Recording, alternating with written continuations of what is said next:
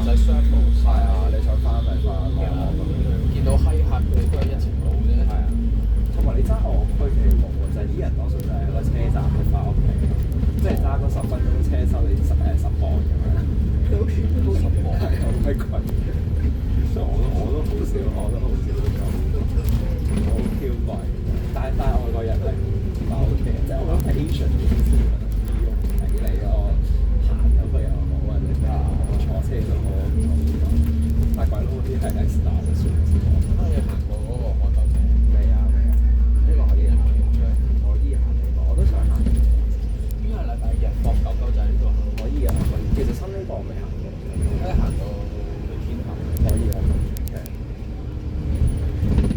我諗過嘅，如果話阿乖同埋阿婆嘅話，可能3個月，即係過英國3個月，咁 balance 翻我又覺得。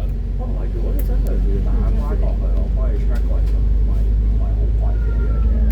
唔知啦，咁我又未必想帶，即係除非我 long stay 喺嗰邊啫。差唔多關喺嗰邊會好開心，即係佢成個環境啊，首先凍涼爽啲啦，跟住梗係咁舒服啦。不過唔係嘅，咁你有見到少咗佢嘅，咁就唔同就對你嘅。如果我長 stay 過會咁好咧？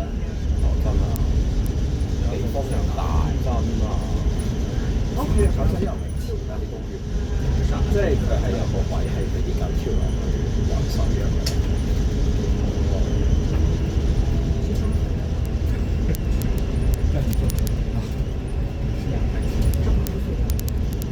不過真，我覺得如果你係英國係諗住做 office 長工咧，我覺得係都可以，因為真心如果做份好 office，可能個人工真係比較難。唔係，就算唔係好飽，我覺得即係我都係嗰句啦。